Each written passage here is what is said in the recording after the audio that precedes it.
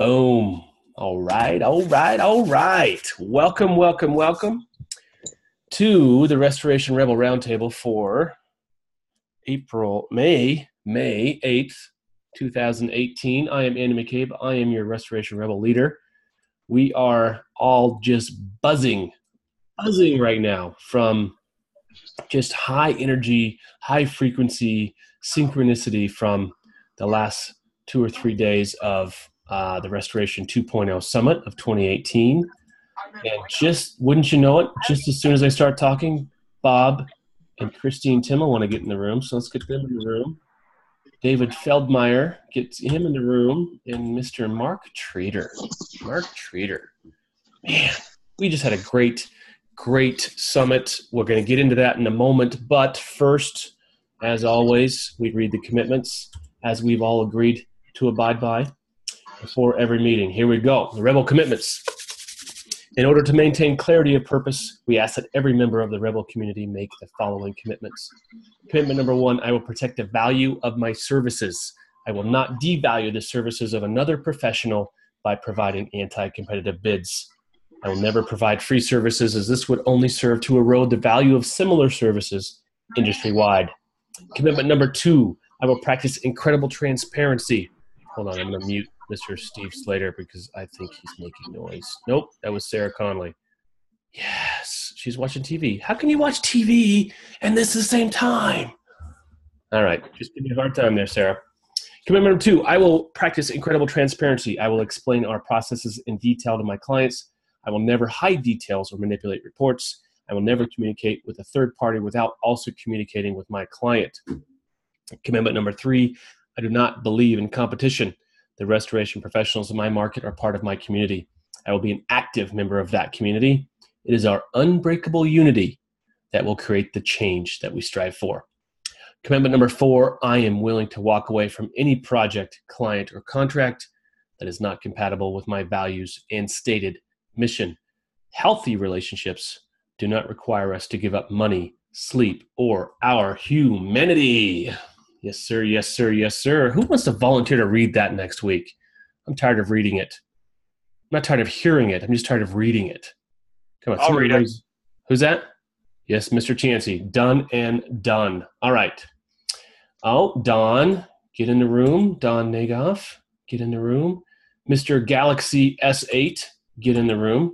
Whatever that means. Mark Whitridge, get in the room. Awesome. All right. Yes. Well, we have hey, Don, good to see you. Good to see you. You were not as quiet at the summit as you normally are, as we see you in your natural environment. So it was good to hear you. Good to see you. I can be social occasionally. Occasionally. I've seen me do it. I like it. That was good. And you brought a team with you, yeah? How many people you bring with you?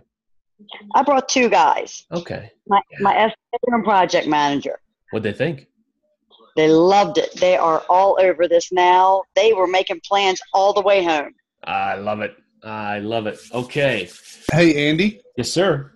Let's point out that Dawn owns a restoration contracting company, and she's sponsored. She had nothing to sell. She just got behind the movement. Oh, my goodness. How did I miss that? We were so busy, Dawn.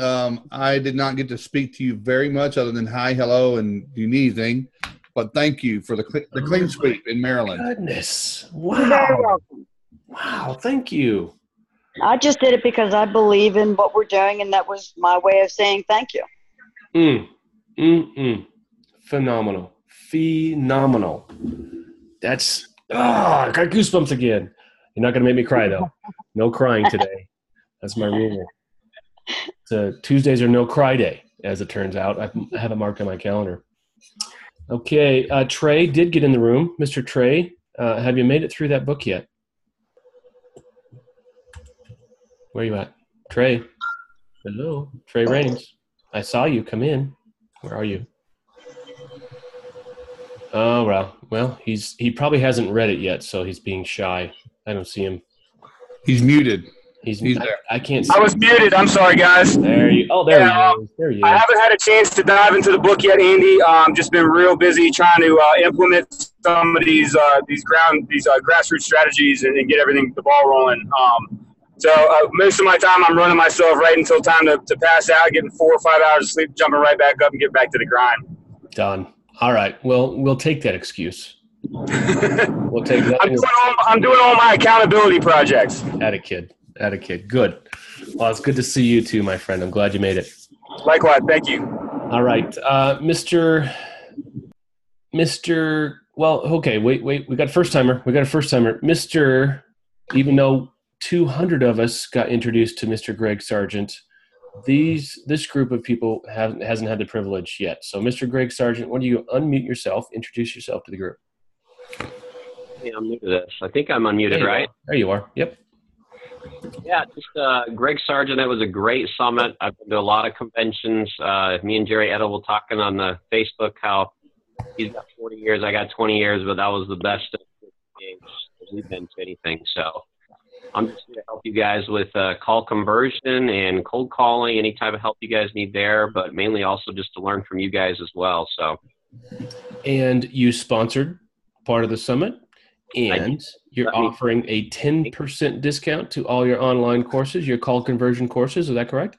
Yep. I'm going to put I put a link up earlier today, but we're going to put another link up for that. Yeah, and I can just make a code that's we can just make it Rebels 10% off. Why don't you do Rebel 2018? Because that was our Wi-Fi theme all weekend. Let me just do Rebels 2018. Rebel 2018. I'll just make it that. That'll be easy. Done. And then got to change it next year because, chronological order and all that stuff. Oh, we got 7 months. We got some time. Good. Greg, thanks for being here. Appreciate it. I'm going to go ahead and mute you. And who else? Who else is first timer here tonight on the Roundtable show? I saw someone new. Mark Kyle Gay, your first visit, Kyle? Kyle, where's Kyle? He's on mute, and he's I know. We got 2 screens going again, so I got to switch from one to the other here. Hey, Kyle, can you unmute yourself? Nope. You're speaking in Braille, Kyle. There he is. Okay. He's unmuted, and I see his mouth moving. I think he has a lot to say. Headphone in. Oh, no, now I'm going to unmute you again. Hold on. We're almost there. Why don't you try unmute? Looks like it's me, Hanson. Okay, looks like you're good. Speak up. Can you guys hear me now? Barely. Yep, you guys there? There we go. Kyle, Okay. what part of the country are you in? What are you doing? What brings you here? Twin Cities, Minneapolis, Minnesota. And actually, I was networking with Dean. He's in the room there. I don't know if you want to wave, Dean. I was networking with another restoration company. They're based out of St. Cloud, and he turned me on to you guys, and I've been checking you out the past couple weeks, and I think the content is awesome. So awesome. You're a full-service restoration, Kyle? That's correct. Thank you, Kyle. We're going to see a lot more of this. Not everyone does Facebook and LinkedIn. I get that. We've challenged everybody that was at the summit to go meet other contractors in their community. Again, not everyone's here. Some people are far. Some people just don't know we exist. Some people came back to Facebook from never being on it or having been gone a long time just because of this group. They said, I left it because there was nothing worthy. But this just is the best place to be. So, Kyle, how about Andrew Michaels? Yeah, I'm here. This is your first time, sir? This is. I was working with my roofing contractor today, and he turned me onto a YouTube video that figured out how to make me $50,000 more on a wooden shake roof today. What? Yeah. So, I was on Facebook and I followed you guys, and I don't know, here to check it out. I'm a full service high-end new home and remodeler, and we have a lot of clients that do that run into insurance work, and we've started to get into it, not as our primary business, but more as like a third side of our business. And so hoping to learn a lot from you guys. Nice. What was the which video was that you were watching? It's a huge cedar shake roof, and we had I changed it from demo to roofing for the removal. So way to go on that one, Andy. Boom. I can't take credit for it. That's all Ben Justison, but I'll take it and I'll spread it. I'm going to spread it nationwide. That is phenomenal, right? Yeah. Thank you very much. Free money. Free money. We love it. That's exactly right. Then right after that, I followed up with the adjuster to find out what he thought, and he said, yeah, that's legit. Let's do it. So that was cool. Solid. That's a good relationship right there with that adjuster. It is. I like it. Well, welcome, Andrew, man. And a good name because exactly. Yeah. Thank you. Andrew and Kyle, are you both on Facebook in our group? Have you been accepted into the Rebel group yet? Yep. I think I just got accepted a few minutes ago or an hour ago or something like that. Drop me a PM. Give me your address. I'm going to send you a Rebel token. It's a real clay poker chip. Sounds good. I'll tell you the story about it offline, but I'll send this to y'all. Sounds great. I appreciate that. I might need one of those too, seeing as how I left without anything. So sad. All right, Andrew, thank you. I'm going to mute you. There we go. Hope Caroselli. Hope's never been in a roundtable before. Oh my goodness. Right? I don't know. Should we unmute her? I don't know. Absolutely. Okay, I'm gonna do it. She has a lot to say. Here we go. Hope, where you at? Where are you from? What brought you here? Oh, we can't hear you. You definitely unmuted on my end, but oh, there we go. Is there a dog barking? No, that's Mr. Galaxy S8. I'm gonna mute whoever that is. Still not picking you up, Hope. You look pretty. I mean, you're waving and saying hi, but I can't hear you.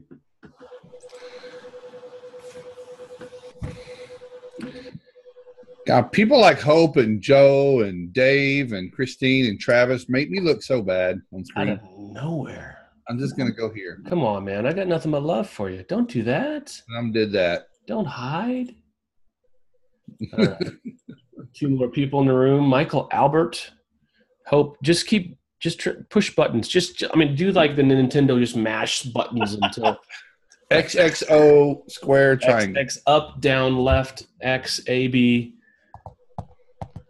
Yeah, we'll come back. We'll circle back around. If we start, yeah, we'll circle around. I don't know what it is. You're probably on an eye product. I'm gonna blame it on the eye product. Oh, can I boot you? All right, Eric. What? Shaking his head. I see you. All right, we got a new guy. Wait, one more. Hope, we'll come back to you. You're not muted on my end, I can tell, because you're not muted at all. So, but I can feel the emotion. I can feel it, even if I can't hear it. There we go.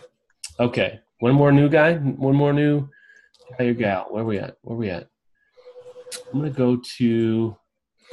Wow, this new first timers round is going long today. We got a lot of first timers here today. I'd also like to point out that Sean Ivory is in the Bahamas on vacation. He made the call. Still calling in? Is it extra? No one else has an excuse. If he's in the Bahamas, probably a couple of cocktails into it, and he's on the phone. Is it extra pesos to get the Wi-Fi out there? It's not pesos in Bahamas. Oh, sorry. That's cultural appropriation. Don't shake your head at me, Mr. Meyer. I've never been. God, I think we're in a good mood. That's right. One time I went to Canada and I crossed over at Niagara, and I was like, man, I need some cash. And so I went to an ATM at the gas station and I got cash out, and all of a sudden all this Canadian money came out of the ATM. Of course it did. Yeah, I was so surprised, and then I realized that it was my issue. So it was my issue. What am I going to do with all this Canadian money? Buy a lot of maple syrup. I do. You got to go gambling in Windsor. Oh, there we go. All right, who else is here for the first time tonight? Rick Sudam? First guy? I'm just gonna unmute. Let's see if I can. Man, why does the button not work all the time? Too many people here? Maybe. No such thing. Oh, hey Rick, say hi, man. How you doing? Good. This is your first time here in Nashville. Yes. Been there before. Loved it multiple times. Wish I was there. But have you been here before? I've seen your videos. I want to check you guys out. Oh well, then it's your first time on a Roundtable. You got to introduce yourself and tell us about your company and where you're at. I'm out of New England and Central Connecticut, and we've exchanged a few emails, this and that. And okay, you guys kind of opened my eyes on what's going on in the rest of the country, and that's what I'm interested about. Perfect. Well, welcome. Thank you. Up there by Mr. Tim Funnel in Portland, Maine. He's going to actually by Danny Strong is in Connecticut, DKI. All right. All right. Nice. All right, Rick, welcome. All right, who else is here for the first time? We're not going to waste a whole lot more time. Waste. That was just a bad word to use. I'm not going to. Andy, there may be a few people that need to be let in the room. Scott Peterson's banging on the door. No, he's in. Okay. All right. I've got the list up here. So if someone comes up and they're not in the room, I just let them in as we go. Bing, bing. There we go. Well, let's get down to business. Let's. You want to talk about? What do you want to talk about first? Well, I want to talk about there's John. Everyone that wasn't in the summit may get sick of hearing about the summit, but too bad. At least for a few days. Give us this. Give us today. It was a lot of hard work. It's really, I really wish everybody could have made it. But we have to talk about it. We can't keep this inside. It has to be expressed, right, Travis? This has to come out, and then we have to start doing the work. So yes, forgive us for seeming to be boasting, but it was unlike a lot of other things that I've ever been to. So I know we have a lot to say, Andy. I don't know what all we were going to say. We had a call earlier today. I know we have a topic to talk about, but what was the big mic drop on Saturday? Well, let's talk about the Alliance of Independent Restorers. That's it. Let's talk about that. It's been something that's been on my agenda for quite some time. I've actually owned the URL since last August, and there's been a splash page up. I knew early on that the Rebel moniker was just going to be too dangerous for public consumption. And I think a lot of us knew that already. None of us had it, we are rebels. That's why we're here. That's why we're starting. That's why we're instigating. But the instigators can't be the end-all, be-all. We need more help. We need to be able to bring more people into the fold. So that's what the Alliance is. Alliance of Independent Restorers, independent of mind, not anti-franchise at all. No. But we need to come together as a big old group of, he's screen sharing. Ooh, I like it. We're getting advanced here. So the Alliance is going to be the forward public-facing national front for our group. That is our group. We're all going to be members of the Alliance of Independent Restorers. The local push, the local groups, the local meetups, the local and regional things that we have going on, those initiatives, those are going to continue to be rebel groups.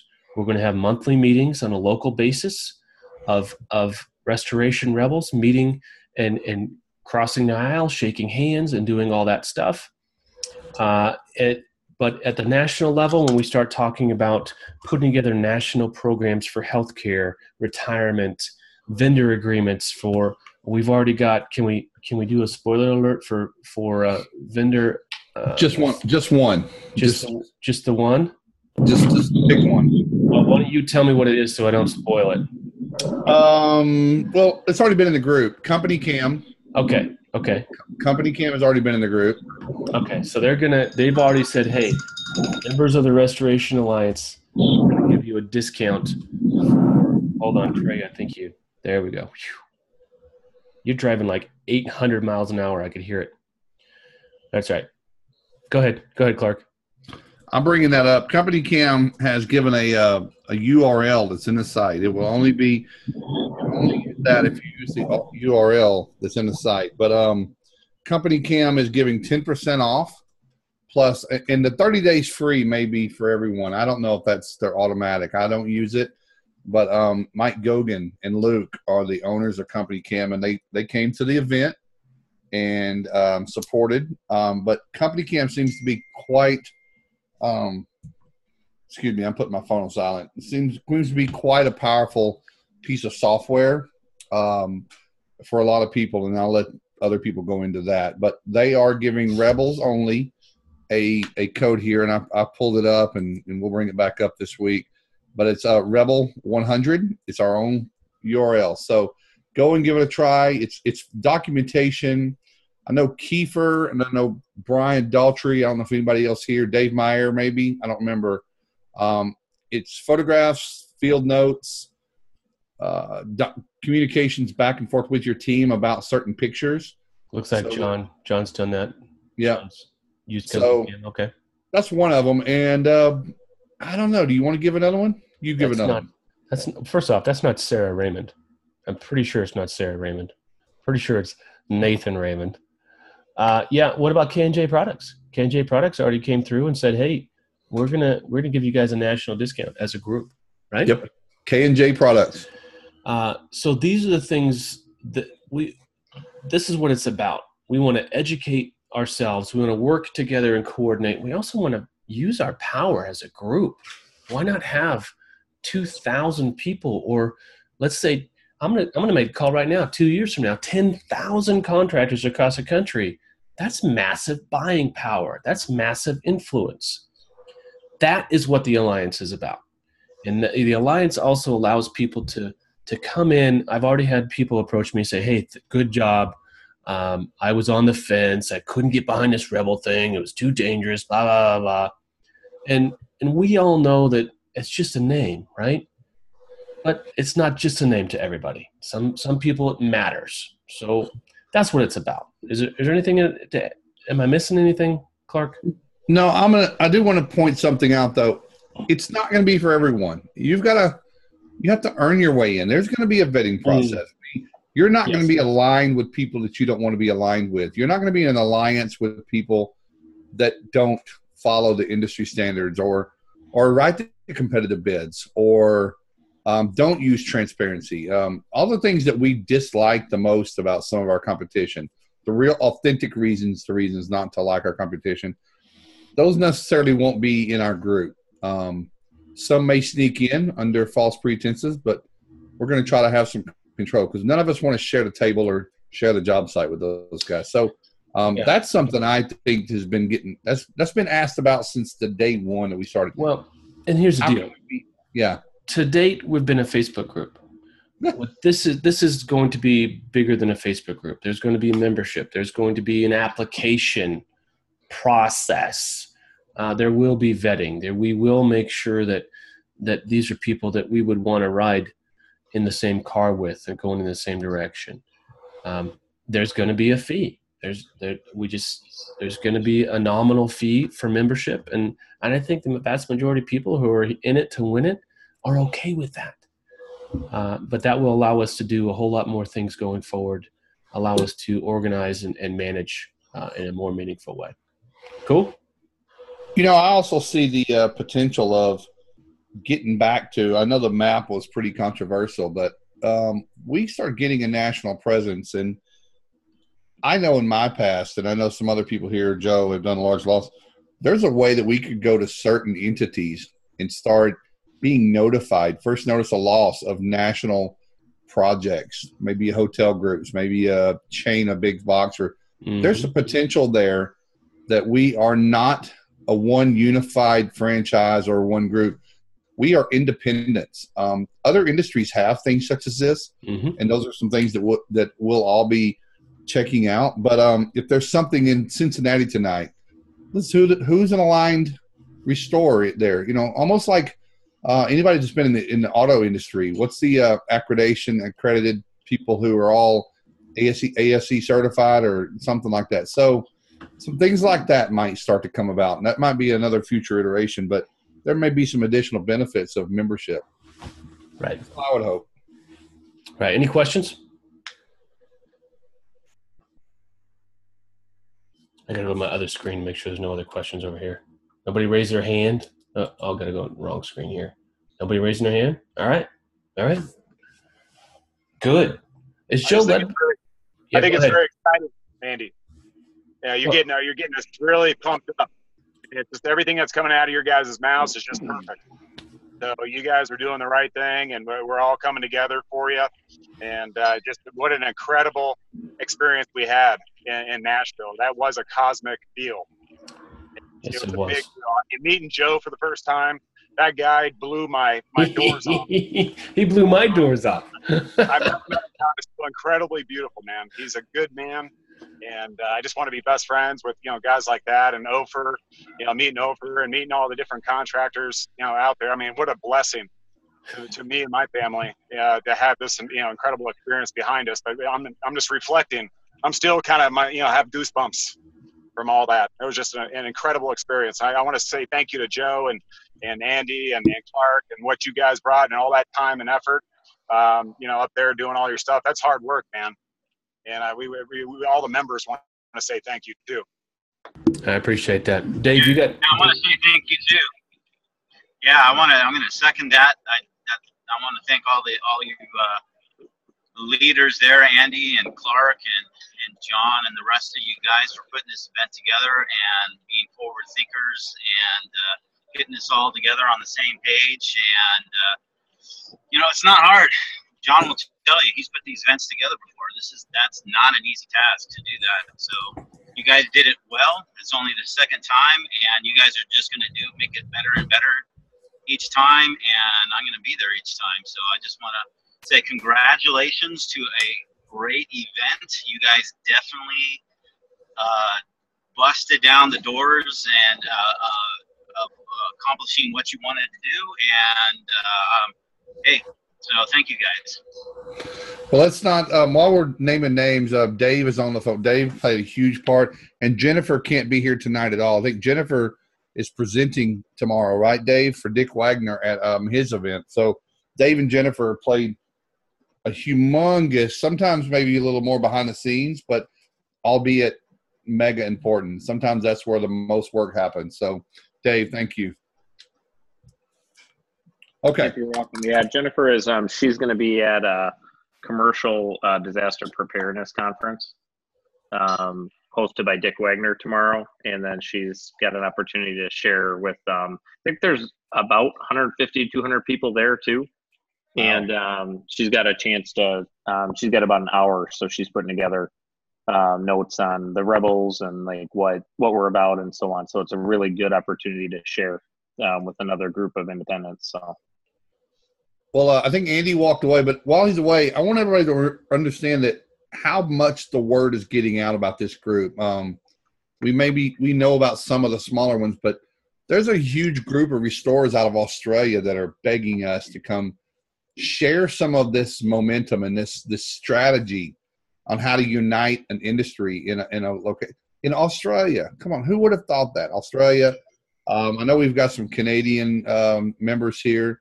We've got people outside of our industry reaching out saying we haven't seen this kind of unity. So, I know we're probably going way on about patting ourselves on the back, but it's seriously someone told Kyle about us and someone told Andrew Michaels about us. So it's really, really not just anyone that's in leadership roles. Everybody here is a leader in some way. And every chance I get, I talk about it to a new person. So with that, we can move on. I volunteer to go to Australia to welcome them into our fold. No problem. I got it. Looks like we got a few volunteers on that one. Good day, Good day, man. Hey, Travis Chansey, Mr. Raymond, and I don't see Mr. Tim in the room. Tim, not in the room. I have tasked those three gentlemen. Tim Funnel. How do you say his last name? Yes? Timothy Funnel? Timothy Fuller. Oh, I totally messed that one up. Samsonite. I was way off.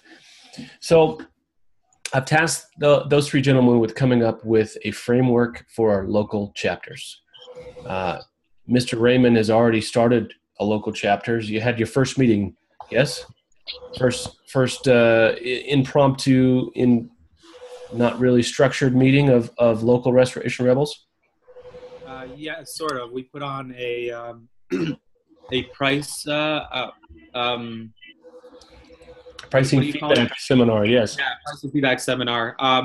Wasn't a very big turnout, but the guidelines under which we did it and who gave it, it wasn't supposed to be very public, let's say. Right. I get it.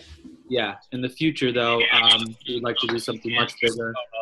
Perhaps bring somebody out who doesn't have to hide face, you know what I mean? Keep their head low. Yeah. Keep their head down. Yeah. And that way a lot more people will be able to jump on board with it. Yeah. And keep in mind, everyone is watching this right now and watching this in the future. Maybe you're watching this recorded or listening to this when I put it on the podcast. We are still small enough with a big enough idea that we're dangerous. And there are several folks who I consider friends who have said, hey, I cannot be associated with this group yet. Yep. And I respect it. I respect the hell out of it. Because guess what? Those people are still supporting the hell out of us in their own ways, in every way they can. And that's another reason why moving to the Alliance of Independent Restorers, it's just a softer feel. It's less rebellious. So those, I've tasked Mr. Chansey, Mr. Raymond, Mr. Fuller with coming up with a framework for local groups. So hopefully, do you want to give me a 4 weeks from now, we're going to have some sort of framework? Can I hold you to that? We'll work on it. We'll have it done by the 20th. Look at you. Always overachieving. It's Colorado. It's like it's the rare air in Colorado. Makes you guys overachievers. I love it. Love it. What do you say? What say you, Raymond? Anything I want? Well, yeah. All right. I think, I'll start working on a framework. I saw you sent me out an email today. I just haven't had a chance to open it. Been running around all day. Perfect. We'll jump on in. We'll get it going. Perfect. And let me know when open session begins, because I do want to throw a question out there to the group. I will. Right after I'm done laughing at Mr. Peterson. Yes. So, yes. I am not. I don't look like I'm 7 feet tall sitting down, do I? Go ahead, Travis. So I was wondering, I just wanted to see if I can get some feedback from the group. So typically when you run a group, in my mind, kind of the way would be whoever's kind of the newcomer kind of leads the group with their kind of background, what's going on, and then you kind of surround yourself around the new person in the group. I've kind of had that, be a kind of strong, people past for me. That kind of worked for me, but I didn't know if that, we have a framework. We kind of, go through the 4, things during the group, but, the mission statement and everything else and the commitments. But I think it's mostly about working on, each individual and the new one that comes into the group, kind of educating them and trying to learn from them too. Because a lot of times the person coming into the group has more information to give than you think. And they're the fresh blood. Yeah, they're the ones. They're coming there for a reason. And at the end of the day, let's not forget, we're rebels. We do what the hell we want, right? We are making this up as we go along because we're following our hearts. We're following our principles. Very little could go wrong. Very little could go wrong. I don't believe that there needs to be a president or a leader of the group, I think it should be all the members in that group kind of being able to step in and fill in and when needed. We need some structure, though. We need some structure. But I don't want it to be too much structure, to make it incredibly, I think it's kind of the new earth way of thinking about it, not the old way of thinking about it. Well, sounds like I chose the right guy. Yeah. We'll have a little bit of a twist in it. Do it. Do it. Make it yours. Make it yours. All right. Right. Yeah, I'm ready. I'm ready. We're ready for tonight's topic. Hold on. Ryan David's coming into the room. Sherry Gillard is coming into the room. And yeah, we're ready for tonight's topic. I want more inclusion from everybody tonight. I mean, I know everybody includes, but last week I love listening to Joe, and Joe loves listening to Joe, and Joe loves us listening to Joe. Easy now. I'm just kidding. No, I'm serious though. I mean, I do want. Last week, I think everybody maybe was just in the mood to go to the summit, maybe, but I want to hear some. I want to hear some fight in the Rebels. I mean, this is Rebels aren't quiet, so that's just the one thing I'll request is if you got something to say, this is the best way to do it. Say it. Let it out. Yeah, I got something to say. Go ahead. All right.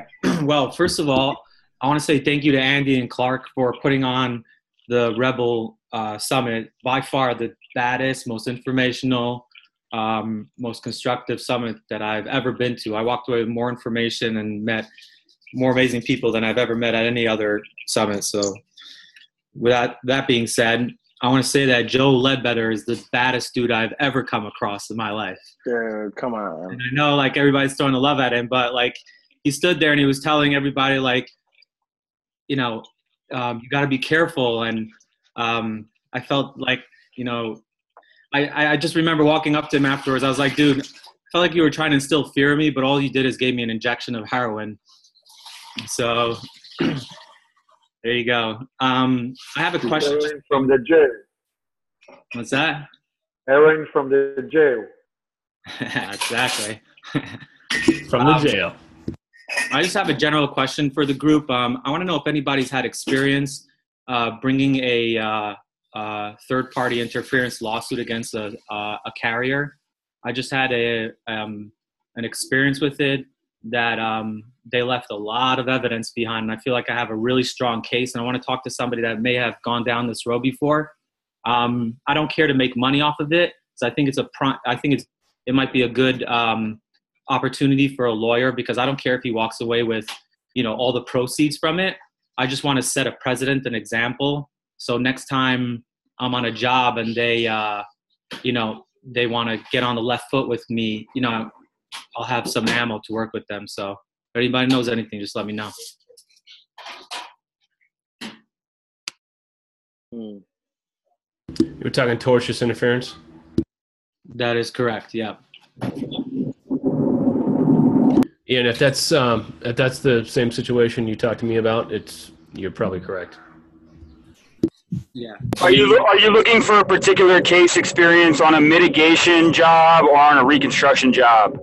This is on a reconstruction job. I put in a nutshell, I put in an estimate for about $24,000. Adjuster asked me to make some modifications, brought it down to 23. He came in initially at 9 and upped it to 12. So he was lowballing it hardcore. Then he sent in his preferred vendor, who wrote it up for 15, and they strong-armed the client into using them. The client's 100% behind me. Because I told him I'm going to go after them. He's like, I'll back you up 100%. They're just people. They're not in it for the fight. You know what I mean? They know that it will be a fight to get where they need to. But the adjuster basically said, we'll cover the whole thing. You know what I mean? We'll cover any expenses. So they're just like, they want to take the easy route because they don't want to fight. But we were already on the job, doing the job basically when this happened. So. Yeah, and this is the classic. I'm going to bring in my vendor, my pet contractor, and they're going to give me a number. And then they're just going to supplement it and end up where they're going to supplement it and end up higher than your number. That's the way it goes. Yeah. I got some feedback for you. Is that Raymond? Yep. Go ahead. Go ahead. Hey, it's Trevor. Hey. Hey, how's it going, bud? Good. Hey, I'm sorry I got a little bit of background noise here, and maybe I can take this offline with you, but really the recourse is not yours, it's the policy holder. And so you would have to be aligned with them, but they would have to go after them because the contract's with the insurance company, not you. Right, but isn't third-party interference when you interfere with a contractor's work? Yes, it is. Yes, it is. But have you ever tried to sue an insurance company before? No. Yeah, it's a windy road to a small house.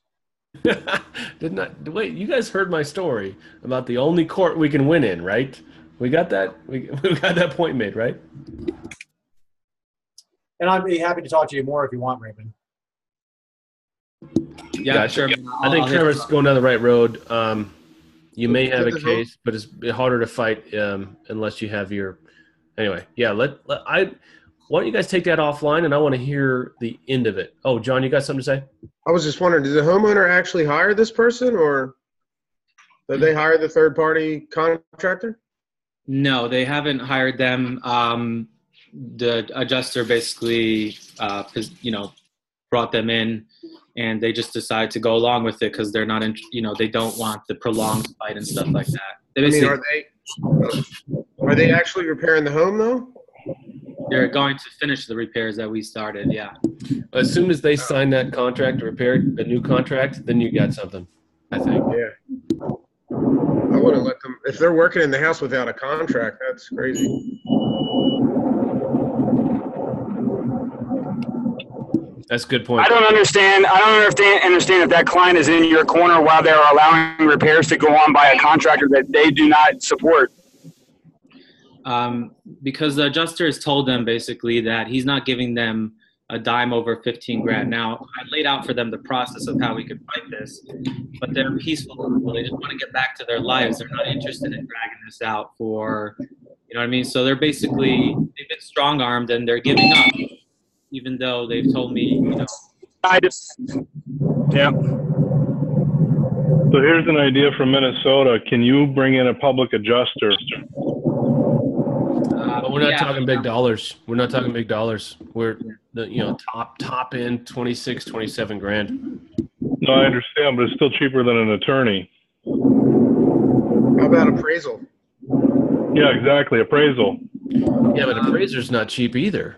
I mean, all right. Let's take this offline. Let's go to the next subject. But yeah, I went down that road with appraisal. And the last appraiser I did, the umpire alone cost 14 grand. Wow. And that's more than the claim is worth at that point. So I want to know a solution to this. If we can come to a solution amongst this group, this is not an uncommon scenario. So I'd love to find it out.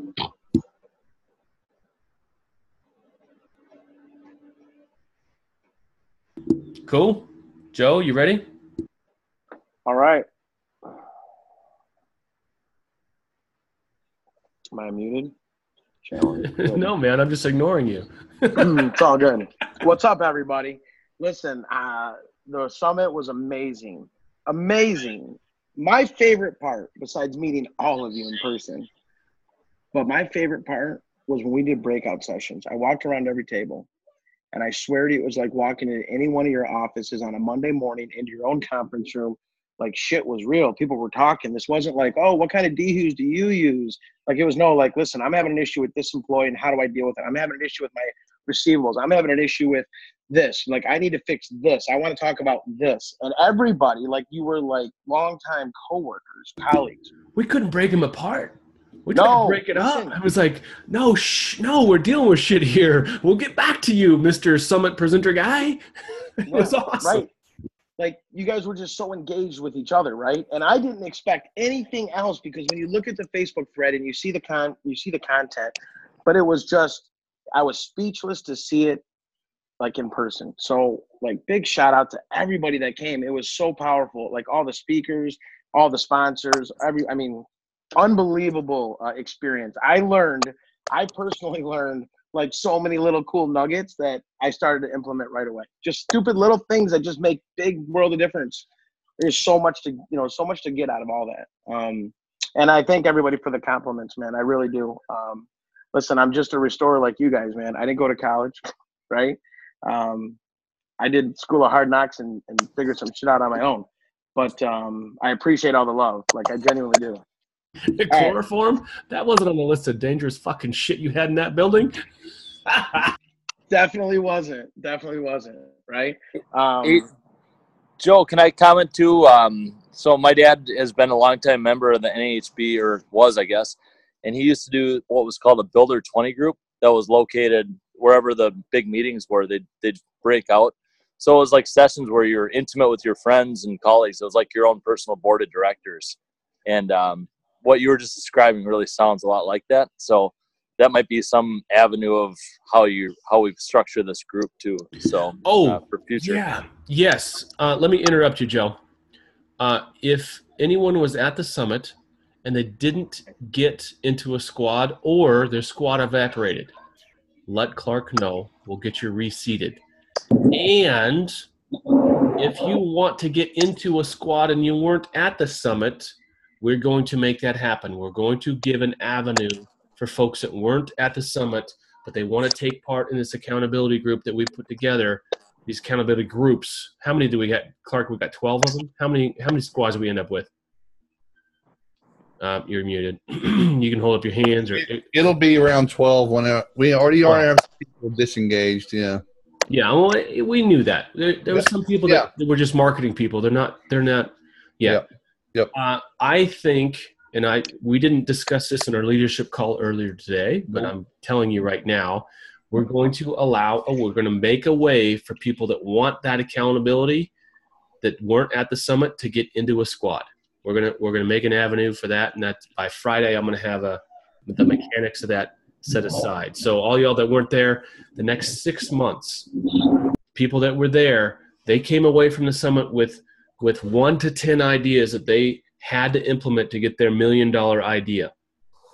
And they had a group of peers that they met and they were paired with inside the summit that they're going to meet once a week or every other week, hold each other accountable to make that $1 million plus, make that goal, make that thing attainable, and make it happen. So, Trey, you got your hand raised?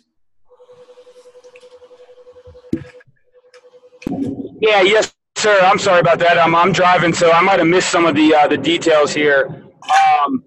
But I guess my biggest question is, I've met so many people in my local region. And honestly, for me personally, that's the biggest focus of my attention right now is meeting with local restorers that are directly within a 2-hour radius of where I'm at. So I didn't necessarily hear, and I thought that it was touched upon, and maybe I missed it, and I apologize if I did. But I'm trying to figure out what we're doing for the regional groups, and if that's an accelerated process. If we have a region like ours where we have guys that are ready and willing to be a part of it, can we accelerate that process within our region and start doing some meetings? Because we got a lot of hungry restorers, at least in the DC metro region. I can't speak for the rest of you guys, slackers. Yes. Short answer, yes. Yeah. So they're two different things, Trey, and you're going to get two different takeaways from each one. The chapters has always been part of it, and that's very popular. But I think what people found out Friday and Saturday is, if I pick, and those of you that were not there, we're talking about the squads, and those were strategically somewhat created based on people that weren't in the same geographic area, weren't in the same background of business. Like there might have been some marketing, some more tech heavy, some people with great business management, some without. I wanted your squad to have 10 different flavors if we could, so that everybody would gain something. So that's something different. But if everybody clusters only in their community, then you're only going to be fighting the same. And I know it's important, but you're only going to be tackling those things that happen in DC and Maryland. But you're going to find out that someone in Iowa has got this figured out, has an idea that nobody here is doing. And it might be geographical. There aren't crawl spaces everywhere. Some drying patterns are different. But the answer is yes, we're going to have both. We are. But that takes a little bit more, Trey. But I'd say I think what we talk about, 3 to 4 weeks, Travis and Eric Funnels and Tim Miller are structuring that out. And they'll be getting with you guys and figuring out who's going to do it and where and whatever. Yep, Trevor's going to help out too. Huh, Trevor? Yes, he is. I can't see him, but I can hear him. Yes. I was taking a bite of my dinner, so yes, I'll be helping out.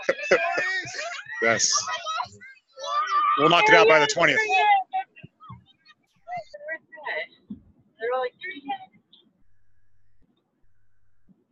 All right. Now I got Joe way off his schedule. So let's go, Joe. Sorry, man. I had to mention that while I was pertinent. No, dude, it's all good. It's all good. Well, guys, it's 9:23. We got a couple of minutes here, and as you guys know, our game plan is to talk. Our campaign this month is sales and marketing. We dipped into it a little bit last week, talking about how to get access, right? How to get to decision makers. And after we talked about that last week, and again, kind of through the summit, I don't know, probably like 30, maybe 32 different members have DM'd me and said, tried it, it worked, less than 30 minutes, less than 5 minutes, less than 3 minutes. So it really works, right? Access. Well,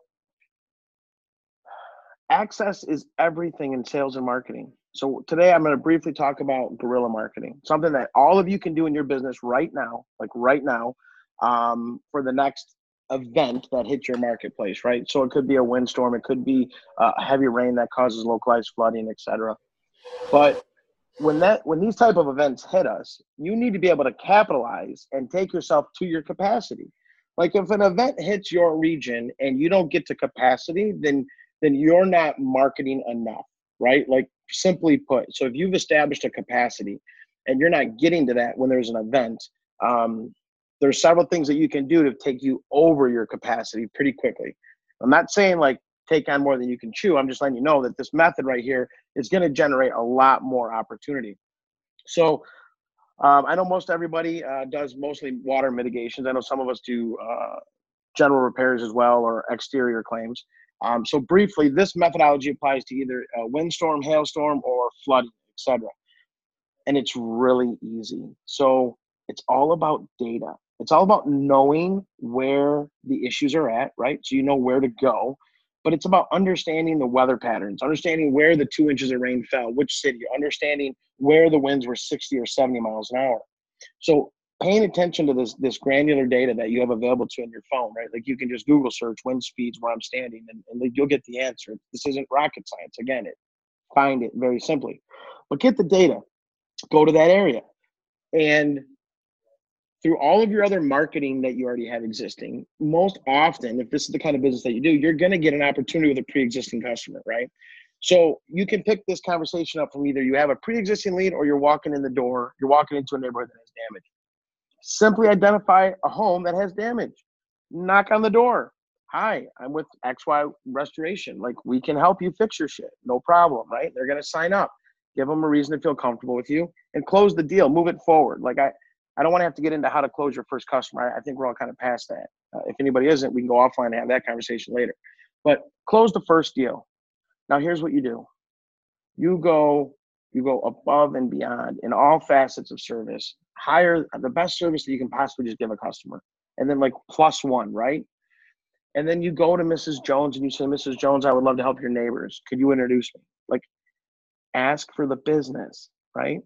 So now you know you're in a subdivision, right? And it's got 200-300 homes. Let's just say 50% are affected. You simply put out, and what I'm about to tell you guys, this isn't new by any means. At least I don't think it is. I would love to think that there's a lot of people doing some of these basic strategies, but they're so basic that they actually yield a really great ROI, right? So I'm going to go to USPS.com and I'm going to have a little postcard already pre-made up for whatever the damage is. So it's windstorm, or it's hail, or it's ice damming, or it's flooded basements, right? Whatever it is. I'm going to take my flavored postcard and I'm going to go to USPS.com and I'm going to select the exact street, this street down to the houses. And I'm going to then go ahead and print off a piece of paper, take those to the post office and drop them in the mail. But I'm going to do that 2 times, right? So I want this postcard to hit very specifically the day after the storm. Now, the second day after the storm, right? So that's where we're at. The postcards have landed. I've already secured a job. The third day of the storm, all the houses get a door hanger. Yeah, just walk around, put a door hanger on all the houses, right?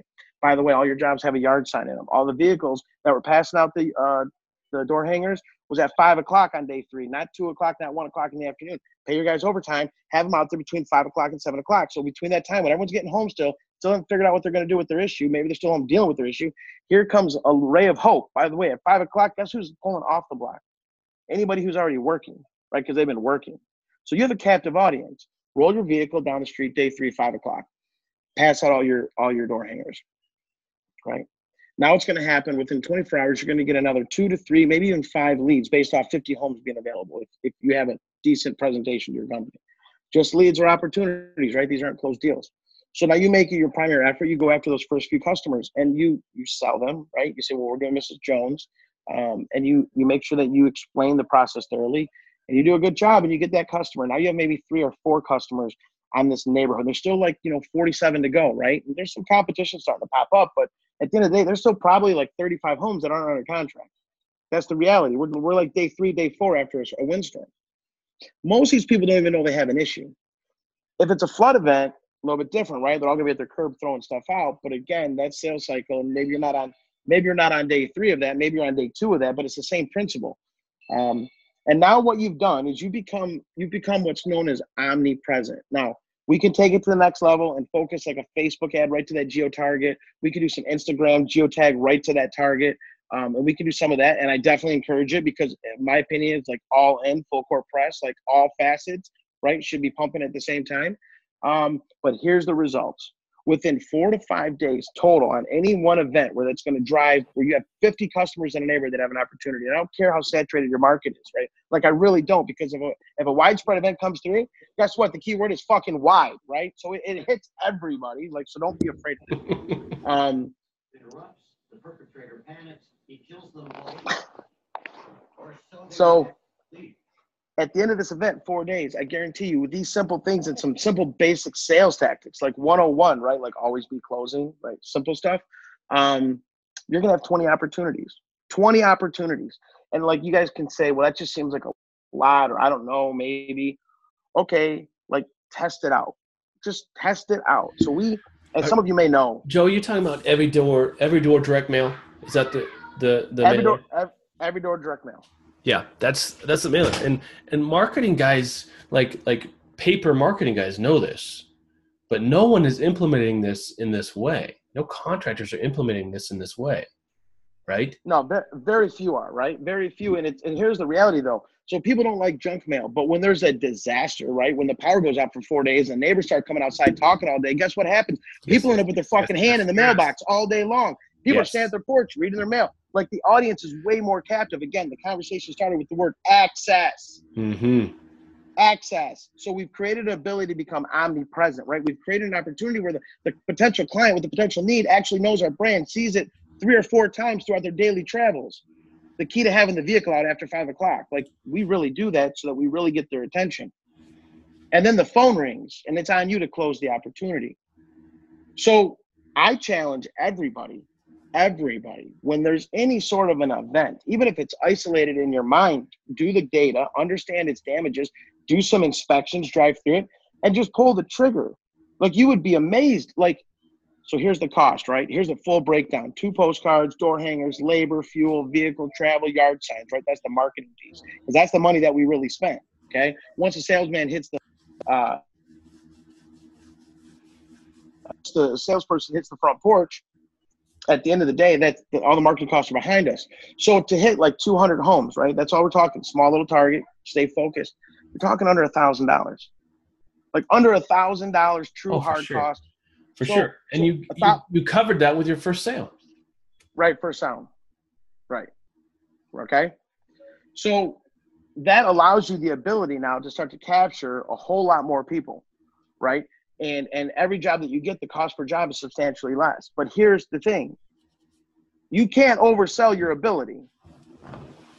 Like you need to know your capabilities. You need to know your limits, right? So if you're not comfortable to go and sell 20 jobs, then maybe you scale it down to just heavy word of mouth or every other address. Let's do an example, Joe. Okay. I want a vacation on the Big Island of Hawaii, right? I write Xactimate estimates, and I'm an appraiser. What just happened on the Big Island of Hawaii? Stupid amount of work. Damaged. Millions and millions of dollars. Lava came out of the ground and ate people's houses. Okay, so a guy like me that writes Xactimate estimates for a living and does appraisals for a living, what should he do? He should do it every day or every door direct mail in the zip codes that we already know are affected. Yes. Yep. Which are Volcano, Hawaii, and South. I mean, it's just no man's land down there. And then I should follow up with a Facebook ad campaign for the Big Island. Yes. Yeah. So I mean, Andy, it's not like I'm going to fly there and put door hangers on. So I got to get a couple sales before I even leave my door in Bend. Yeah. I mean, that's definitely a great strategy because you're definitely going to get some traction. You'll get 5 or 6 appointments, and you're dealing directly with the end clientele. I may have a different approach for that particular task, though. I do agree the postcards will work, but if you said let's go to the island and sell some work, I would just have a slightly different approach. I would. All right, I thought I could play into your story. Sorry. Yeah, no, I don't mean to shut you down, but getting on the island, I think you can get on the island and do a lot of work, doing that kind of work under a different pretense. Okay. Well, and Kauai got hit with flooding. Oahu got hit with flooding. I'm just always thinking about how to get my family over there for a vacation. That's all. Right?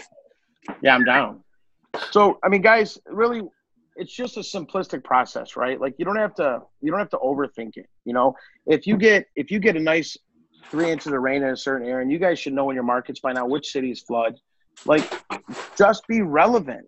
Just be relevant to the consumer's opportunity. Like they didn't wake up this morning thinking I'm going to need a flood repair. Like that's not what they thought of this morning. So, but when they woke up to think about what furniture they might want to buy, they sure as hell knew the 3 stores they were going to in the market. But see, our industry doesn't have that sex appeal, right? And if anybody knows anything, they might know the Serve Pros of the world. So yeah, great. Yeah. Hold on a second, Caleb Willits. I can't mute you for some reason, but you're making noise. So the key to success here, guys, is being prepared, no different than our industry. So you have to have your postcards. You have to have tried some mailers in the past. You have to have this kind of dialed in. We're in a position where it's able to just kind of be automated for the most part. And that's really the key, right? And you capture so much opportunity.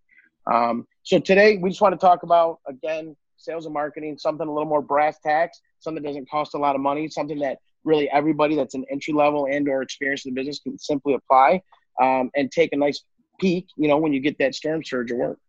But I'd like to hear if anybody else has got anything that's sales and marketing that's working for them. I'd like to hear anybody in the group, anybody that's got something kind of unique, or even maybe it's just plain Jane normal is normal, but it's really working. I mean, is there anything? Trey's got his hand raised there. Yeah, I mean, I really just want to piggyback on that idea. I feel like that marketing principle of sending out direct mailers in an area is not specific to a cat storm. We do this all the time. If I have a roof in a neighborhood, why not direct mail everybody else in that zip code? It's really easy. Mr. Raines, Mrs. Smith, Mrs. Jones. It's easy to correlate those lists. You can send them a postcard. We're in your neighborhood. We're doing a roof at 3121 Jubilee Court. I understand you live at 3151 Jubilee Court. We'd be happy to come by and provide you a free estimate. I mean, that opportunity does not exist specifically in that realm. I mean, this is old school marketing, direct mail. I mean, it's great and it works.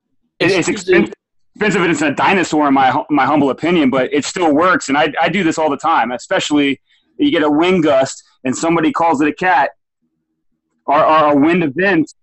Sudden, hey, those postcards are flying off and it's estimate after estimate after estimate. I mean, this is kind of marketing 101, yeah.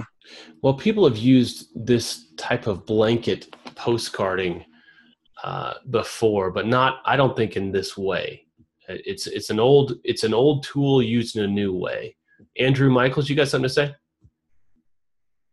Yeah. So every job that we've ever done in the last 3 years, we send out a direct, I wouldn't even call it direct mail. I'd call it an envelope with my signature on it that says, hey, we're working in your neighborhood on XYZ's house. We're doing this work. We also offer remodeling new homes and storm damage and water mitigation, blah, blah, blah. And then we send it to every car or every home on the way into the neighborhood and every house that we would drive by with our guys. So, and then so they see your trucks. I see not even I'm there. I'm the only guy with my truck. We're a small business where we only have 2 trucks, but all my guys, so they see the red Jeep that drives down the street fast.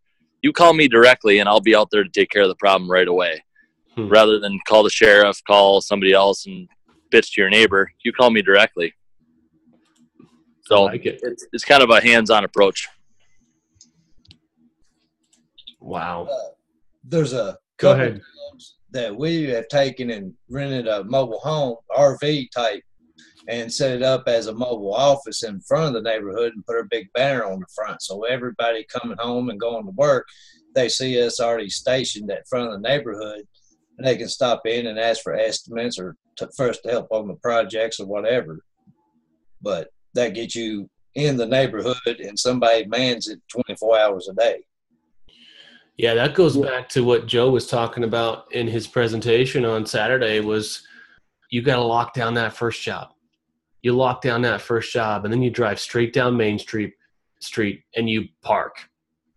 I love that story. I cannot wait to hear it again on replay, but that's the deal.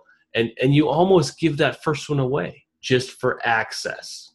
Is that right? Access. I don't know about giving away, Andy. I'm kind of greedy when it comes to business, but I'm just playing. It is about access, guys. That's what this is really about. Well, that's what sales and marketing is about, access. So, whatever theory you have on how to get access to the decision maker, the right person, try it. You never know what you're going to find. Like, you'll be amazed. Access is everything. And don't think all the traditional ways. Take everything, flip it upside down, look at it from a different perspective. But access, get to the people that matter. Yeah, that's really what sales and marketing is. Yes, sir. Yes, sir. Well, we're 9 minutes over. Any last minute hands to raise? Anyone have anything else to add? Maybe a little feedback on how they felt the summit went?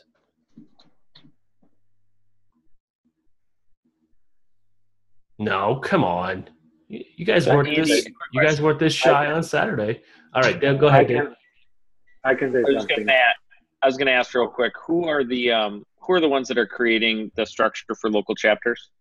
We have Mr. Travis Chansey, Nathan Raymond, and Tim Fuller. So Travis Chansey, Nathan Raymond. Okay. All right, great.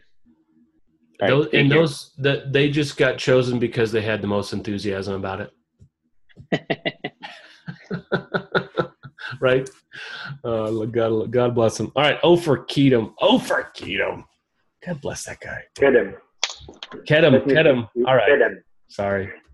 Okay, so I want to say from my perspective, I'm in a franchise, and probably all of you know about the franchise.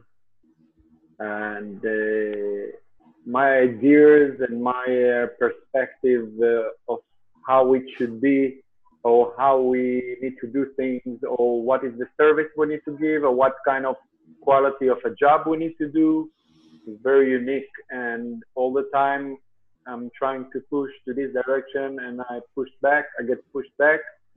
And basically this is the first, and I'm a convention guy. I'm like Travis. I'm a data and knowledge junkie. I'm talking with everyone, learning from everyone, and it doesn't matter if it's one day in the business or like 20 years. There's always something to learn. It's different perspective, and I was amazed because I see a lot of people like me, and usually when you go to a regular convention, it's not really out there, and the people that think like me or behave like me, I behave sometimes. People that behave like me are outsider in a way, and this convention was all about the outsiders. We are all outsiders, and we are all basically it was amazing because we think for each other. Someone talk about what he experienced, and 5 people jump on him and try to find a solution for his problem or what he deal with at the same minute, and it was like easily, nothing in return. And we believe that we don't need it get something in return. We will get our share.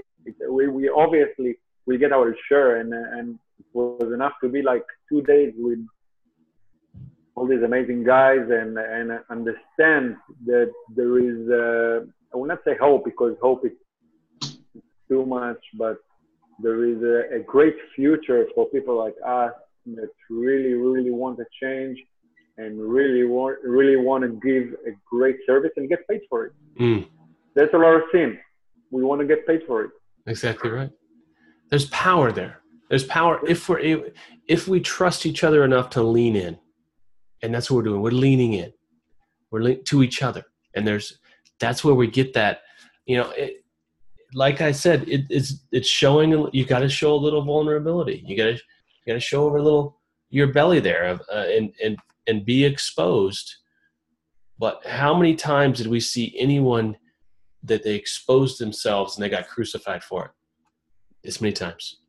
This reciprocity. Mr. David Churma, you got your hands raised. Hey, how you guys doing? Good, brother. Good to see you, Good. man. Hey, yeah, good to see you guys. Put that picture of you with holding the "I'm a Rebel" sign on my wall back here. That'll be good.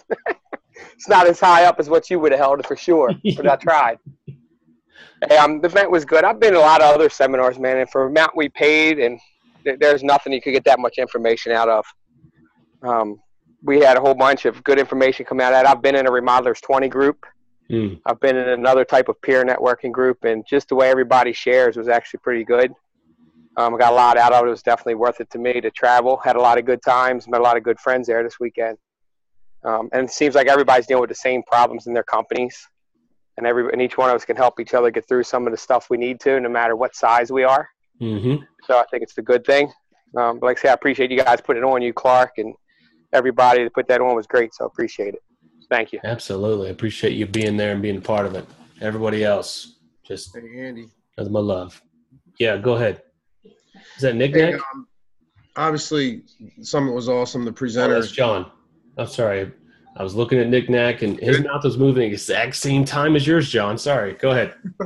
So I thought it was great. Obviously, the presenters, the knowledge was just unbelievable. But something that caught me a little bit off guard was, like, I've been doing this 10 years, so we get a little bit like caught in our funk and running our business, and to hear some of the new guys that are fresh in the business, like a couple guys a couple of weeks old or a year old, and the energy that they have and the ideas that they have kind of like just reinvigorated me. And that was really something that I wasn't expecting to get from it, that was just awesome. So I think just one of those things, besides all the information, that really was just incredible. Well, plus you're much better good looking in person. I must say. Thank you. I think it's the light. Good lighting. We had good lighting there. Yeah. Okay, hold on a second. Tim Fuller is trying to get in the room here. Nice message. Hey, Andy. Yeah, go ahead. Hey, is anybody in the room? I want to talk just a minute about the giveaways. Did anybody in the room here win anything? Wait, didn't David come home? Yeah. He like had a boatload of stuff from DBK. Yeah. No, that was Bob Harris with Dry Patrol. Okay, yeah. I won one of the Axial fans. You won one of Horvath's fans, didn't you, Dawn? Is that one of is that the skinny ones? Yep. Yep, one of the new ones. How is that? I haven't gotten it yet. Where is my fan, Clark? we gotta get email. I gotta get addresses and mail them out. I'll talk to Ken about it today. Where's my fan, Clark? I go get my address. Where's my fan, Clark? I think it's rented. I think it's rented out.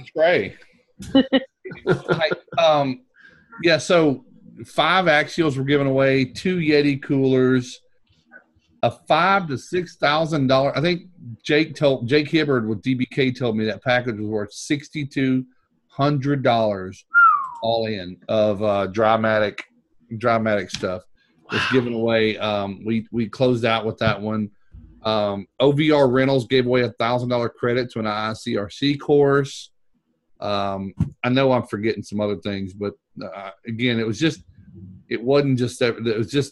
a lot of just takeaways. So that was, I just wondered if anybody here won anything. But yeah, that everybody wanted to beat Bob Harris up because he won that. Somebody was sitting next to him. Was it you, John? Someone sitting next to him that had 1 digit off. That was actually one of my guys. One of my guys was 1 digit off. 1 digit. Well, He was all upset. We want to beat you up because you held that thing in your pocket for about 2 more hours. Like that? Jerk. You tease. Hey, Andy. Yeah. Hey, man. But before you say anything more, that beer that you had brewed was awesome. That was good beer. Not a problem, brother. I'm glad you guys enjoyed it. Yeah, man. I've heard a lot. Don't get me wrong. Everything was amazing. I loved the conference. Probably one of the best I've been to in a long time. And I've heard a lot of guys talk about a lot of the knowledge they've taken, a lot of the other connections they've made. I've been kind of a little blessed since I've gotten back. I came back, got back in at about midnight, 6 a.m. I got a 7-story flood. But the reason why I brought that up was on that flood, I was on the phone with Joe. When we were there, we were talking about how he was doing large loss metering. I sent out a message to Joe. Hey, man, can you show me what that setup was? Because I'd like to see if I could use that. I've got a large loss now. You were telling me how much time it saved you. While I was there, I had a call for a contents job. I'm not a content guy. I've never really been a content guy. Sam was sitting there. Started talking to Sam about it, and Sam said, man, here, let me help you out. I was on the phone with him tonight. Hey, man, I know we talked a little bit. It was during the conference. Could you help me out with this? He spent another hour of his time tonight running me through it, and I misunderstood how a line item was laid out because Xactimate's fun that way.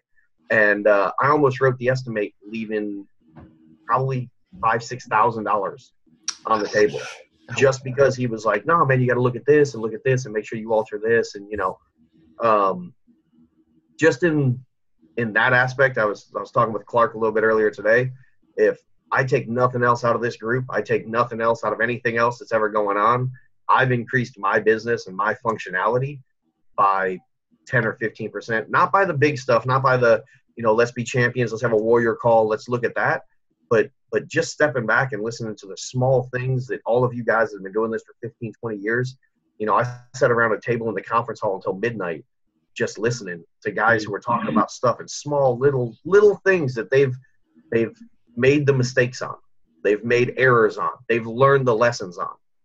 And I've been doing this for 18 years. I've made a lot of mistakes, but these guys have made mistakes I haven't. And I was able to absorb that and learn that and take that back home with me. And that's a huge thing for me, man. I was talking to my guys. We're sucking up water at 6, 7 a.m. and I'm telling them, guys, we're gonna have some talks, man. We got some cool stuff, like some cool mistakes that I've learned from. Not the wins, not the this is how I've grown, this is how that. Yep. The mistakes, because if we can learn from those mistakes so we don't repeat them, that's going to be a huge thing for me. Yeah, we don't need to repeat any mistakes. Somebody already paid the cost. Yeah. So that's good. Oh, Travis Chancey showed us that sunset. Nice. All right. Hey, Alan Perry's going to get the last word here, Clark, but go ahead. Nick, who was it, or Dave, who was it that told us we sit and we complain about all the money that the adjusters keep from us, but we ignore how much money we don't bill for what we actually do?